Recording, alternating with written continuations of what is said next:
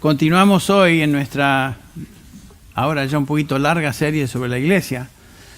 Retomamos hoy y recordarnos simplemente que la iglesia, para empezar, la iglesia no es un edificio, no es una denominación, no es una localidad. La iglesia está compuesta de los redimidos, los santos, los que han sido salvados por el Señor. La iglesia es la gente del Señor, que hemos sido bautizados por su Espíritu en un mismo cuerpo, Cristo siendo la cabeza y nosotros siendo sus miembros. Nos dice el apóstol Pablo en 1 Corintios 12 y 13, porque así como el cuerpo es uno y tiene muchos miembros, pero todos los miembros del cuerpo, aunque son muchos, constituyen un solo cuerpo, así también es Cristo. Esa es la iglesia. Pues por un mismo espíritu fuimos todos bautizados en un solo cuerpo, ya sea judíos o griegos, esclavos o libres, y a todos se nos dio de beber del mismo espíritu. Somos miembros de Cristo y miembros por su espíritu el uno con el otro en una relación vital para la cual el Señor nos colocó en su iglesia, para la edificación de todos, para el bien común de todos los creyentes. Y gracias a Dios por esa realidad. Y porque eso es realidad, para el creyente en el Nuevo Testamento, el compromiso con la iglesia no es una opción, no es algo que tal vez podemos hacer o no. Para el creyente en el Nuevo Testamento, estar comprometido con la iglesia es un deber. Somos parte de Él. Y nos debemos al Señor y por supuesto nos debemos unos a otros. Y una de esas áreas de compromiso es la que comenzamos a hablar hace un par de semanas en el capítulo 8 de 2 Corintios. Les invito a abrir sus Biblias allí en el capítulo 8 de 2 Corintios para empezar, donde Pablo nos instruye acerca del modelo bíblico para ofrendar que comenzamos, como dije un par de semanas atrás. Una de las áreas de compromiso del creyente para con la iglesia es justamente en el área de sus ofrendas. Y en este capítulo y el que sigue, el apóstol Pablo está estableciendo principios que tienen que ver con la ofrenda en la iglesia, qué y cómo Dios espera que sus hijos den para la extensión de su reino a través de su iglesia. Entonces estaremos viendo, comenzamos ya hace un par de semanas atrás, continuamos hoy y terminaremos el próximo domingo, qué es lo que la Biblia nos enseña en cuanto a las ofrendas. Estaremos viendo varios pasajes. Este no va a ser un sermón común, va a ser más bien una lección, una instrucción sobre lo que es la ofrenda bíblica. Y por eso nos encontramos aquí hoy y el próximo domingo también. Les prometo, va a pasar un largo tiempo después de esta serie para hablar otra vez de las ofrendas. Así que no tengan temor. Yo no estoy buscando extraer dinero de nadie, simplemente es un área de instrucción que necesitamos conocer.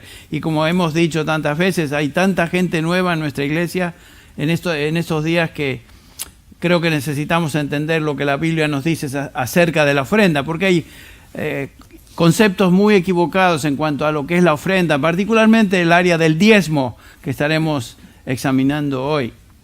Pero ahora sí, volvamos nuestra atención al capítulo 8 de 2 Corintios, donde Pablo comienza diciendo en el versículo 1, él se dirige a las iglesias de Macedonia, o habla de las iglesias en Macedonia, y dice así: ahora, hermanos, deseamos haceros saber la gracia de Dios que ha sido dada en las iglesias de Macedonia. Filipos era una de esas iglesias. El pasaje que leímos en nuestro tiempo devocional, el capítulo 4 de Filipenses, Pablo hace alusión a esa ofrenda que ellos habían mandado. Filipos, Tesalónica y Berea habían aprendido a dar en la manera que Dios desea que los creyentes demos, generosamente, sabiendo que lo que damos en la obra del Señor se convierte en una inversión para la eternidad. Estos macedonios habían aprendido lo que es dar, lo que es ofrendar bíblicamente. Y por supuesto Pablo hace hincapié en estos principios y preceptos que estamos repasando, que nos ayudan a entender cómo y en qué espíritu y de qué manera debemos ofrendar al Señor. El gran misionero a los Aucas, allí en el Ecuador, Jim Elliot, dijo, por supuesto, antes de haber sido ejecutado por ellos: no es ningún necio el que da lo que no puede guardar para ganar lo que no puede perder. Aquí Elliot está hablando de la inversión en la eternidad. Y repito lo que él dijo: no es ningún necio el que da lo que no puede guardar. No podemos llevarnos ningún dinero de esta tierra para ganar lo que no puede perder. Hablando de la eternidad. Los macedonios, los filipenses entre ellos, se convierten en el ejemplo en el Nuevo Testamento de cómo una iglesia debe dar, cómo una iglesia debe ofrendar. Por eso estamos leyendo acerca de ellos, aprendiendo acerca de esta instrucción que el apóstol Pablo nos da en 2 de Corintios 8. Y en primer lugar vimos que la ofrenda generosa de estos macedonios se caracterizó por esto. Ellos primero se dieron a Dios antes de ofrendar. Noten el versículo 5, 2 de Corintios 8, 5. Y esto no como lo habíamos esperado, sino que primeramente se dieron a sí mismos, al Señor, y luego a nosotros por la voluntad de Dios. Eso es tan importante de saber. Toda conducta de acuerdo a la voluntad de Dios está precedida de una entrega a Dios. Es el resultado de Dios obrando en el corazón de sus hijos. Lo cual nos lleva a otra característica de la ofrenda, y estamos repasando esta ofrenda de los macedonios. Fue iniciada por la gracia de Dios en sus vidas, nos dice Pablo en el versículo 1 otra vez. Ahora, hermanos, deseamos haceros saber, noten esto, la gracia de Dios que ha sido dada en las iglesias de Macedonia. Es la gracia de Dios que motivó, que impulsó lo que ellos dieron. Y todo ministerio que tiene impacto espiritual es inspirado, es motivado por la gracia de Dios en nuestras vidas. Vimos también que esta ofrenda de los macedonios trascendió las circunstancias difíciles por las cuales pasaban estos creyentes. La ofrenda generosa de estos creyentes no dependió de su prosperidad y bienestar, sino todo lo contrario. Dice el versículo 2 otra vez: en medio de gran aflicción dieron. Abundó su gozo y su profunda pobreza, noten esto, sobreabundó en la riqueza de su liberalidad. Me va a salir todavía. Liberalidad. Se me lengua la traba. Se me traba la lengua. Bueno, la ofrenda esta se caracterizó, además de ser liberal, por ser gozosa. Noten cómo dieron. No fue dada de mala gana. No fue por obligación. No fue como rascándose el bolsillo, bueno, hay que poner en el plato de la ofrenda, algo así, sino que abundó en gozo, lo dieron con mucha alegría. En cuarto lugar, nos dice Pablo que esta ofrenda no fue estorbada por la pobreza, sino que fue generosa a pesar de la pobreza de los creyentes. Lo cual nos enseña algo. El ser generoso con nuestras ofrendas no depende de nuestra condición de pobreza o abundancia. Algunos piensan, bueno, yo voy a dar más el día que gane más. El espíritu debe ser siempre generoso, no importa a qué nivel nos encontremos económicamente hablando. Y por último, vimos que esta ofrenda de estos creyentes fue liberal. ¿En qué sentido? Abundó en generosidad, dice Pablo en el versículo 2. Y esta mañana ahora llegamos al versículo 3, en el cual vamos a enfocarnos el resto de nuestro estudio hoy. Y tomaremos un pequeño desvío para observar un aspecto de la ofrenda que demanda una explicación un poquito más detallada. Me refiero a lo que es el diezmo, lo veremos en un instante.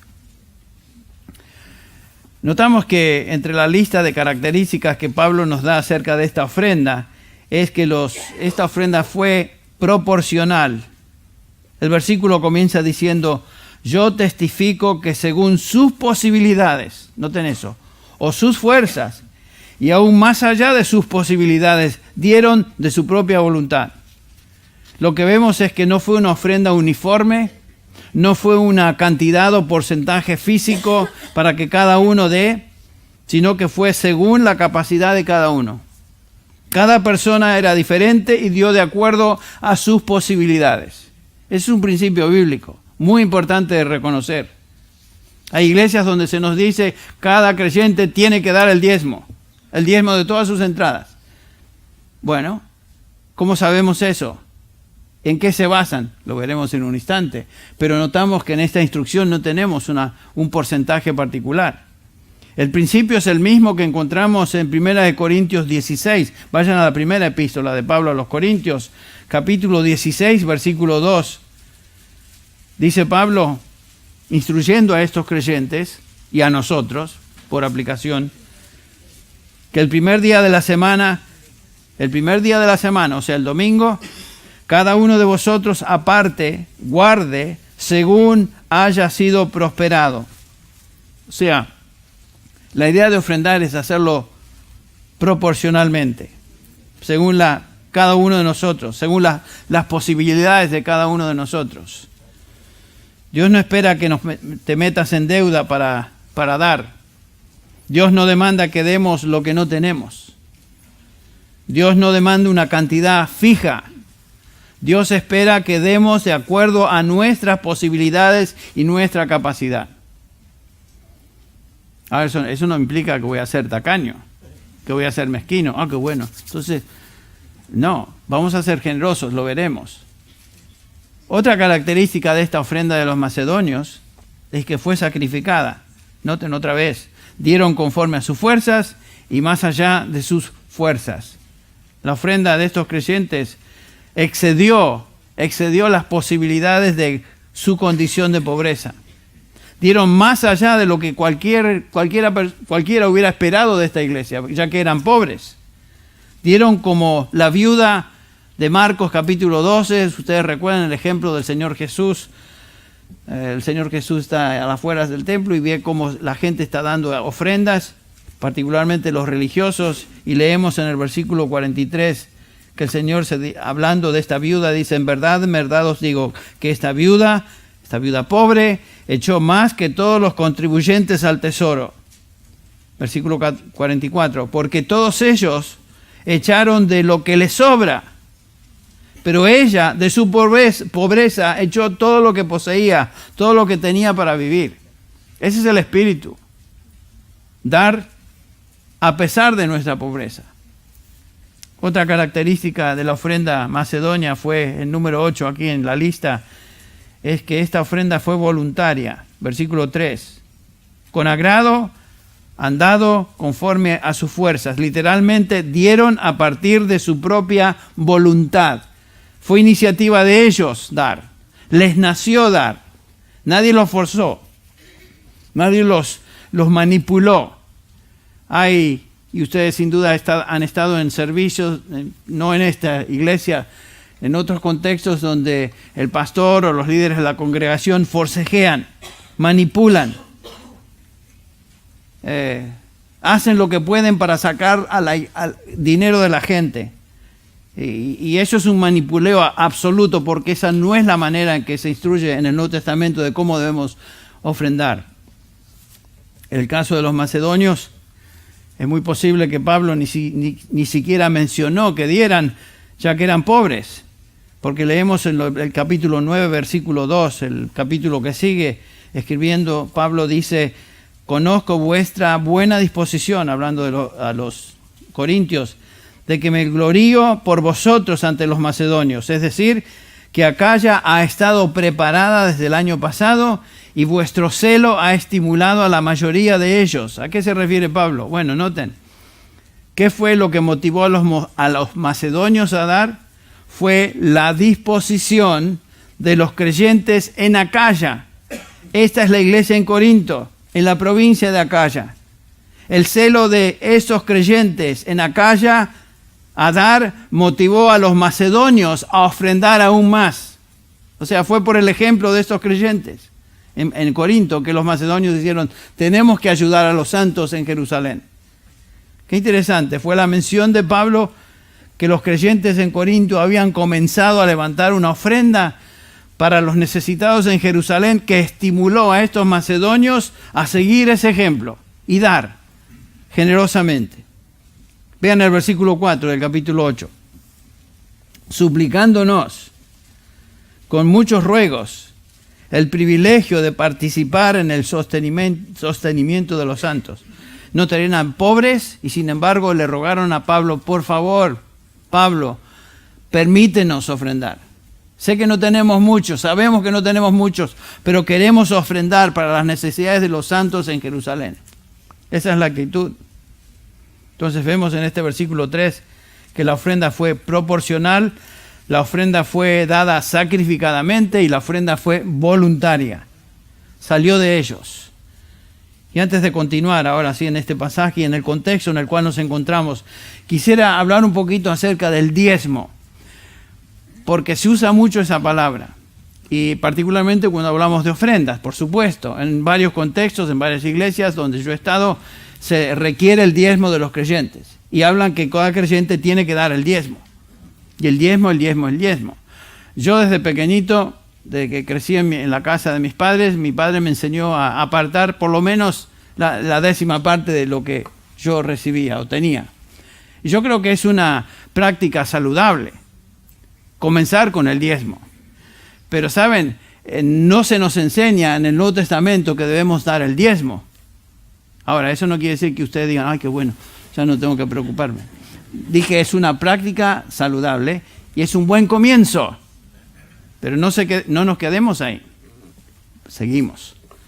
Ahora, ¿por qué es que la gente habla del diezmo? ¿Por qué es que se hace tanta insistencia en el diezmo? ¿De dónde viene esa idea? ¿De dónde viene ese argumento? Ya que no se encuentra en este pasaje ni se encuentra en el Nuevo Testamento. No van a encontrar ningún pasaje en el Nuevo Testamento que nos instruya a dar el diezmo. ¿Ok? Entonces, ¿de dónde viene? El argumento es este. El argumento de los creyentes que nos enseñan a diezmar o hablan de diezmar se basa en el estudio, en un estudio superficial del Antiguo Testamento, donde sí la palabra diezmo aparece más de una vez. Aquellos que enseñan esto dicen que los judíos, por ejemplo, el pueblo de Dios en el Antiguo Testamento siempre dieron el 10%, o sea, la 10ª parte de todo a Dios. Bueno, por tanto, ellos concluyen, eso se convierte ahora en un estándar y práctica para los creyentes en el Nuevo Testamento. Aunque el diezmo no se establezca como un mandamiento en el Nuevo Testamento, ellos dicen, el ejemplo del pueblo de Dios en el Antiguo Testamento requiere que nosotros demos el diezmo. Pero realmente dieron el diezmo los judíos. Realmente dio el pueblo de Israel el diezmo de todas sus entradas. Veremos. En primer lugar, es importante recordar y aclarar que muchas prácticas del pueblo de Dios en el Antiguo Testamento, tanto antes de la ley como después de la ley, fueron abolidas con la venida de Jesucristo y el establecimiento del nuevo pacto. Pero veamos las ofrendas en el Antiguo Testamento antes de la ley de Moisés. Y vamos a hacer un breve estudio a vuelo de pájaro, sí, porque no tenemos tiempo de dedicarnos a cada pasaje, pero veamos qué nos dice el Antiguo Testamento acerca de las ofrendas. ¿Cómo se dio? ¿Cuándo encontramos la práctica de ofrendar? En el tiempo de los patriarcas, que es el tiempo antes de la ley de Moisés, encontramos, por ejemplo, en Génesis 4, y pueden ir a sus Biblias, a Génesis 4, la primera vez que se menciona una ofrenda. Sabemos el contexto. ¿Se acuerdan? Aquí tenemos la ofrenda de dos hermanos, Abel y Caín, que trajeron ofrendas y son, noten, voluntarias a Dios. Dios no pidió estas ofrendas. Dios no las manda. Dios no habla de ningún porcentaje aquí. Lo único que se nos dice es que ambos voluntariamente trajeron una ofrenda a Dios. Lo único que Dios había establecido es que esa ofrenda fueran animales. Y sabemos que Abel dio una ofrenda animal y su hermano no lo hizo así. Pero cuando llegamos al capítulo 8, ahora esa fue la primera mención de una ofrenda en el Antiguo Testamento. Cuando vamos al capítulo 8 vemos la segunda ofrenda en el libro de Génesis. Esa es la ofrenda de Noé. Al final del diluvio, ustedes recuerdan, él levantó un altar y hace una ofrenda al Señor por gratitud, porque él y su familia habían sido salvados. Fue una ofrenda totalmente voluntaria. Leemos en el versículo 20 del capítulo 8, y edificó Noé un altar al Señor, y tomó de todo animal limpio y de toda ave limpia, y ofreció holocaustos en el altar. Otra vez notamos que Dios no demandó esta ofrenda, sino que fue voluntaria, fue espontánea por parte de Noé, fue de corazón. Llegamos ahora al capítulo 12, continuamos, estaremos viendo varios pasajes, así que hermanos, síganme con paciencia. No es un sermón común pero necesitamos esta instrucción como trasfondo. Llegamos al capítulo 12 y aquí tenemos a Abraham, aquel que sería el líder y padre de la nación de Israel. Capítulo 12 de Génesis, versículo 7. Este es el pacto abrahámico, Dios con Abraham. Y el Señor se apareció a Abraham y le dijo, a tu descendencia daré esta tierra. Entonces Abraham, edificó allí un altar al Señor que se le había aparecido. Acá Abraham edifica un altar al Señor para sacrificar al Señor, ofrendar al Señor, y obviamente ofrece un sacrificio, y es totalmente voluntario. Dios no le pidió eso. No hay requisitos, no hay una cantidad establecida. Abraham expresa su gratitud a Dios por medio de una ofrenda espontánea. En el capítulo 13 ahora, rápidamente al capítulo 13 vemos que Abraham otra vez edifica otro altar y presenta otra ofrenda al Señor. Una vez más, esta ofrenda es totalmente voluntaria. Y mantengan eso en mente, las ofrendas hasta este momento son voluntarias. Llegamos al capítulo 14. Por primera vez encontramos la palabra diezmo. Aquí aparece.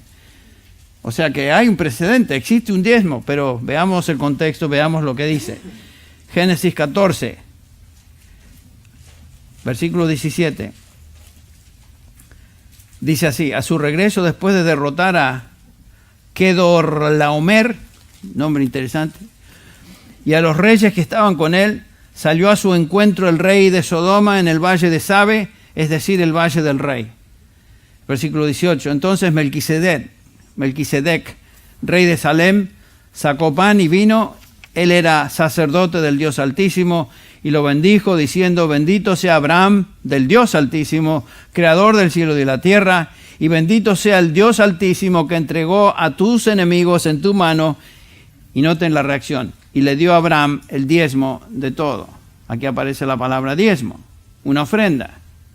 Abraham acaba de regresar de una campaña en contra de los reyes paganos, los derrota y se lleva un tremendo botín.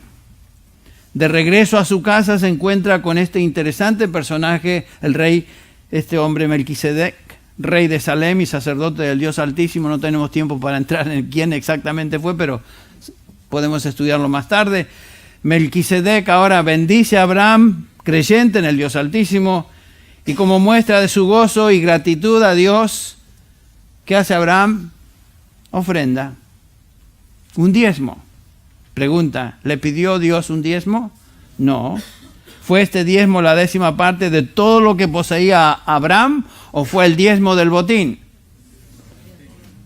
Exactamente, se ve que ustedes conocen la palabra de Dios muy bien, porque justamente en Hebreos capítulo 7 nos habla el autor de Hebreos de lo que sucedió aquí. Fue una ofrenda voluntaria, no fue un mandamiento divino, fue un diezmo, como ustedes bien dijeron, del botín, de todo lo que habían recibido. Leemos de eso en Hebreos 7, versículo 1, porque este Melquisedec, rey de Salem, sacerdote del Dios Altísimo, el cual se encontró con Abraham cuando éste regresaba de la matanza de los reyes y lo bendijo, a quien Abraham le entregó el diezmo, y aquí está el diezmo de todos los despojos, cuyo nombre significa primeramente rey de justicia y luego también rey de Salem. Y el versículo 4 otra vez, considerad pues la grandeza de este hombre a quien Abraham, el patriarca, dio el diezmo de lo mejor del botín. O sea, que no fue el diezmo de todo lo que poseía. Fue el diezmo de todo lo que se había llevado después de la matanza de estos reyes. Los mató, los liquidó a todos y se llevó el botín. De eso Abraham dio el diezmo, pero no fue un mandamiento de Dios. Entonces, lo que vemos hasta aquí es que no hay aquí una ofrenda obligatoria, sino que Abraham dio a Dios una ofrenda voluntaria de gratitud y adoración al Señor. La única otra referencia a un diezmo en Génesis la encontramos en el capítulo 28, y tenemos que ir ahora rápidamente hasta el capítulo 28. Esta es la ofrenda de Jacob.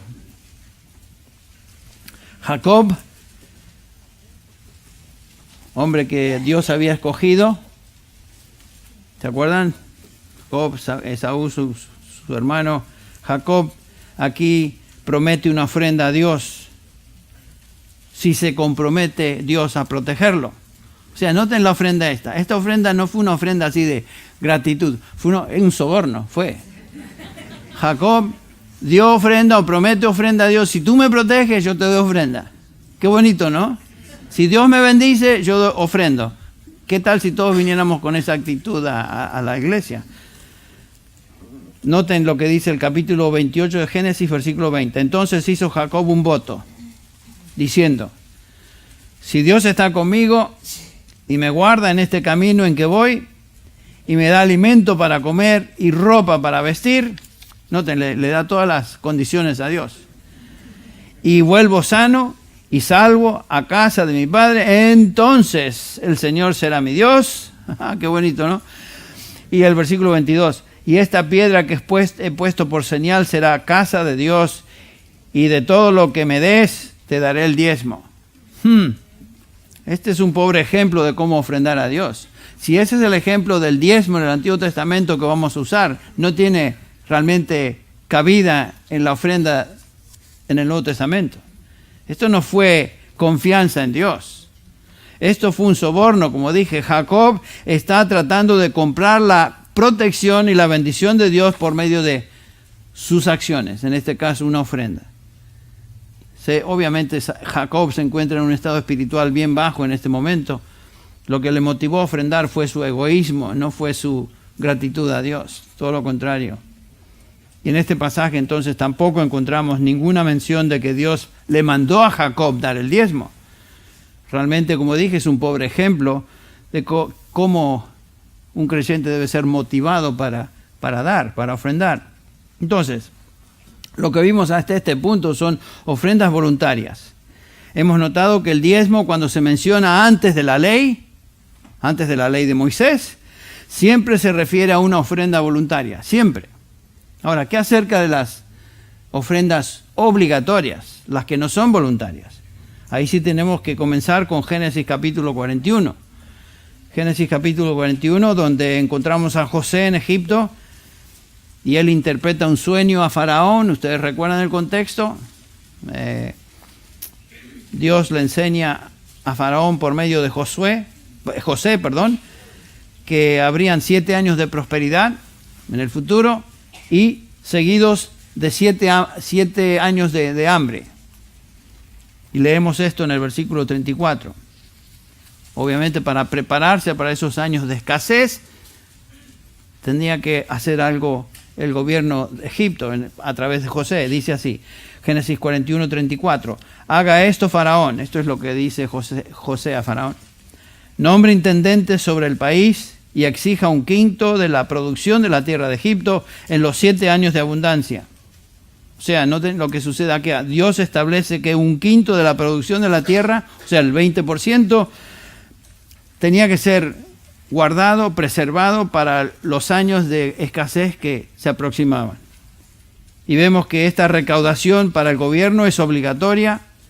Es una recaudación de impuestos para mantener el gobierno, la nación de Egipto en este caso. Es la única ofrenda obligatoria en todo el libro de Génesis, la única.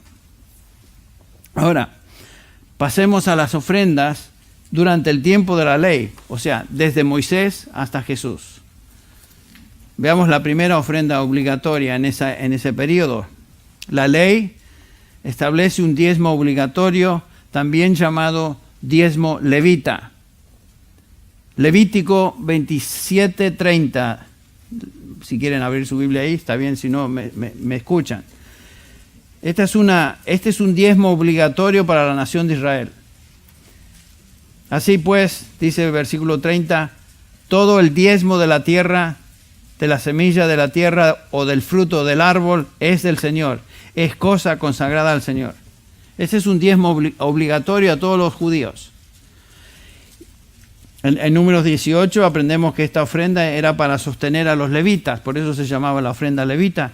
¿Quiénes eran los levitas? Bueno, los levitas era una tribu de sacerdotes de Israel escogida por Dios para llevar a cabo la dirección del pueblo, la dirección de la nación. Ellos representaban a Dios en el gobierno de Israel. Tenemos que recordar que Israel, antes de que tuvieran un rey, en Saúl, el primer rey que tuvieron, era una teocracia. ¿Qué quiere decir teocracia? El que gobernaba sobre la nación de Israel era Dios mismo, el Dios Altísimo. Una nación cuyo rey y gobernador era Dios, y Dios gobernaba a través de sus representantes, que eran los levitas, la tribu sacerdotal. Entonces, este diezmo, para sostener a los levitas, era una ofrenda obligatoria que tenía que ver con el mantenimiento de la nación judía. Era una forma de impuestos. Entonces vemos que los judíos daban un diezmo para el mantenimiento de este grupo sacerdotal, los levitas. Pero eso no era todo. Algunos piensan, bueno, tenemos que ir al Antiguo Testamento y ver cómo los judíos daban. Los judíos daban el 10%, por lo tanto la iglesia tiene que dar el 10%. Ok, ¿se limitaron con eso? Sigamos. Eso no fue todo. Deuteronomio 12. Encontramos otro diezmo que se recaudaba cada año. Deuteronomio 12:10. Cuando crucéis el Jordán y habitéis en la tierra que el Señor vuestro Dios os da en heredad, y Él os dé descanso de todos vuestros enemigos alrededor de vosotros, para que habitéis seguros, entonces sucederá que al lugar que el Señor vuestro Dios escoja para morada de su nombre, allí traeréis todo lo que os mando, vuestros holocaustos y vuestros sacrificios, vuestros diezmos y la ofrenda alzada de vuestra mano, y todo lo más selecto de vuestras ofrendas votivas para que habéis prometido al Señor. ¿De qué está hablando este pasaje? El pasaje continúa, no vamos a leerlo todo. Pero en este pasaje Dios establece un diezmo de todos los productos de la tierra y los animales, lo más selecto para las festividades religiosas de la nación. Estas festividades tenían entre otros propósitos, el mantener la unidad entre el pueblo de Israel. Entonces, vemos que bajo la ley judía, la ley de Moisés, 10% de las entradas de todo judío era dado para mantener a los levitas. Y aquí vemos que 10% de las entradas de los judíos dadas para mantener las festividades de la nación. Así que llevamos 20%. Así que aquellos que quieren ser muy literales con el Antiguo Testamento ya deben bancarse con 20%, porque hasta ahora es lo que vemos. ¿De acuerdo? Pero ahí no termina todo. El pueblo de Israel daba más. Uy, madre mía. Había un tercer diezmo que los judíos daban obligatoriamente. Era mandado por Dios. Eso estaba en la ley. Y este era una especie de seguro social. Lo leemos, por ejemplo, en Deuteronomio capítulo 14. Deuteronomio 14. Acuérdense que los primeros 5 libros del Antiguo Testamento son los libros de la ley. Exacto. Entonces estamos hablando de la ley todavía. Leemos en Deuteronomio 14:28. Esta es la ley del Señor al pueblo del Señor, a su pueblo. Dice así: al fin de cada tercer año sacarás todo el diezmo de tus productos de aquel año y lo depositarás en tus ciudades. Y vendrá el levita, que no tiene parte ni herencia contigo, y el forastero, y el huérfano, y la viuda que habitan en tus ciudades, y comerán y se saciarán, para que el Señor tu Dios te bendiga en toda obra que tu mano haga. Ven, aquí tenemos otro diezmo. Cada tercer año los judíos daban el 10% para ayudar a aquellos en la nación que eran necesitados. Por eso dije que era casi como un seguro social, para ayudar a los pobres. Entonces, si sumamos las ofrendas hasta ahora y los diezmos obligatorios en la teocracia de Israel, llegamos a un total de 23% de las entradas de cada individuo. Entonces, daban un 10% para los levitas, ya lo vimos, un 10% para las festividades nacionales de Israel, y cada tercer año otro 10% para el bienestar social. Este era el impuesto obligatorio en la teocracia. Son ofrendas obligatorias. Vemos entonces que todos los diezmos bajo la ley eran obligatorios, pero eran el equivalente de impuestos para mantener el gobierno de la nación de Israel. Nunca se deben confundir con las ofrendas dadas a Dios, que eran siempre voluntarias. Entonces, cuando leemos la palabra diezmo en el Antiguo Testamento, pensemos, ¿a qué se está refiriendo? Se está refiriendo a, bajo la ley, lo que Dios requería para mantener funcionando a la nación de Israel. 23% de sus entradas, de cada ciudadano israelita, judío. Pero también había algo más. No se acabó. También daban otra ayuda, más allá de lo que habían dado hasta hoy, para los pobres. Y eso lo vemos en Levítico 19. Levítico 19, versículos 9 y 10. Esto es lo que vemos ilustrado en el libro de Ruth. Ustedes recuerdan, esto les traerá memoria de lo que sucedió ahí con Ruth. Levíticos 19, 9. Dice así. Son instrucciones de la ley. Cuando ciegues la mies de tu tierra, no segarás hasta los últimos rincones de tu campo. Qué interesante. Ni espigarás el sobrante de tu mies. Versículo 10. Tampoco rebuscarás tu viña, ni recogerás el fruto caído de tu viña. Lo dejarás para el pobre y para el forastero. Yo soy el Señor tu Dios. Este es un mandamiento de Dios. Noten que Israel tenía que dejar lo que sobraba, lo que caía, sobre el suelo, sobre el piso, para que la gente pobre pudiera venir y recoger eso y abastecerse. Aquellos que no tenían recursos. Yo recuerdo cuando vivía en Mendoza, Argentina, que cerca de casa había viñedos. Uno de los mejores vinos del mundo viene de ahí, de Mendoza. Y recuerdo que entre los viñedos había plantaciones de árboles de fruta. Y recuerdo que los dueños de estas plantaciones dejaban caer, o por lo menos caía fruta, caían duraznos, caía todo, ciruelas y uvas. Y recuerdo que yo, junto con otros, recogíamos de lo que caía en el campo ahí y lo llevábamos a casa. Nadie se molestaba, nadie nos decía que no lo hagamos. Bueno, eso es lo que sucedía. ¿Por qué permitía Israel que eso sucediera? Es para proveer a las necesidades de la gente que no tenía recursos ni acceso a lo que aquí vemos, que es justamente lo que nos cuenta Ruth, capítulo 2, versículo 15. Recuerdan ustedes que Ruth conoce a Boaz ahí, y su suegra era Noemí, y ella quiere ser obediente al Señor, quiere ser obediente a su suegra también, y fue a espigar a este lugar donde se le había dado permiso, la propiedad de este Boaz. Leemos en el versículo 15. Cuando ella se levantó para espigar, Boaz ordenó a sus siervos diciendo: dejadla espigar aún entre las gavillas y no la avergoncéis.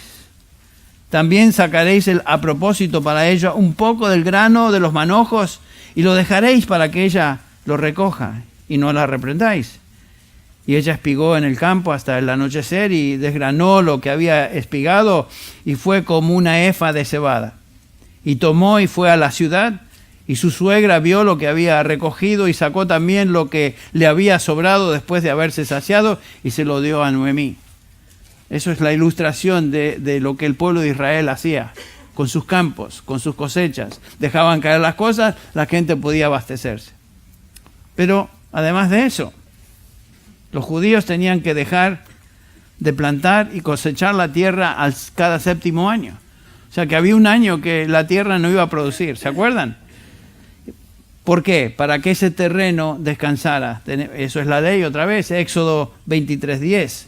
Dice así el Señor: 6 años sembrarás tu tierra y recogerás su producto, pero el séptimo año la dejarás descansar sin cultivar, para que coman los pobres de tu pueblo, y de lo que ellos dejen coman las bestias del campo. Lo mismo harás con tu viña y con tu olivar.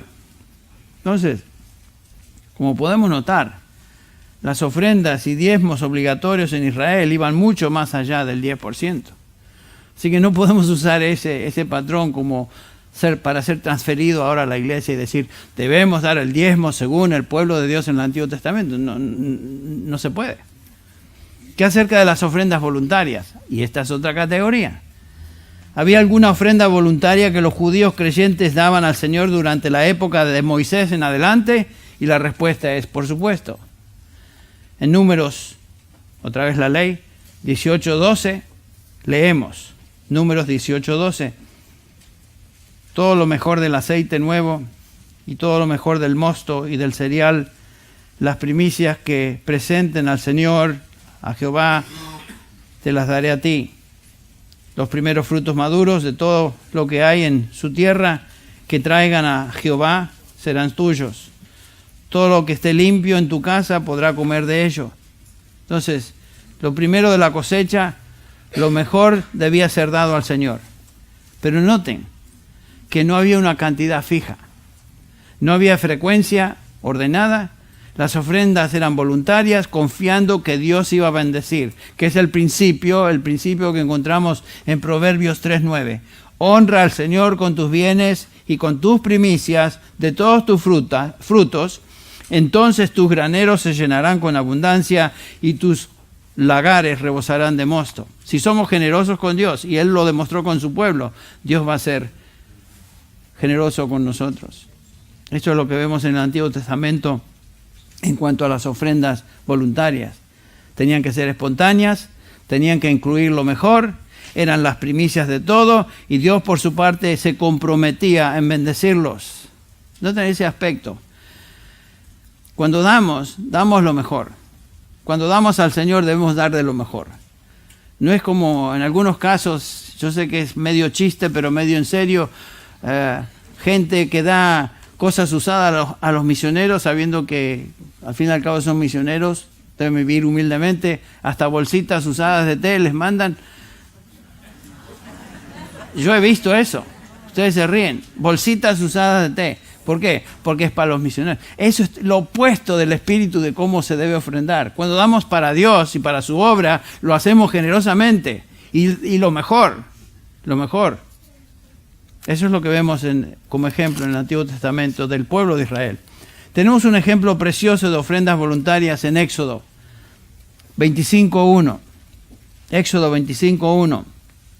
Y habló el Señor a Moisés diciendo, di a los hijos de Israel que tomen una ofrenda para mí de todo aquel cuyo corazón le mueva a hacerlo.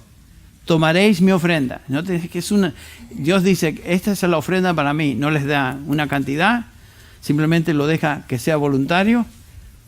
Lo único que se especifica aquí es que la ofrenda sea motivada por el corazón. Dios no requiere una suma o un porcentaje específico. En el capítulo 35 de Éxodo, versículo 21.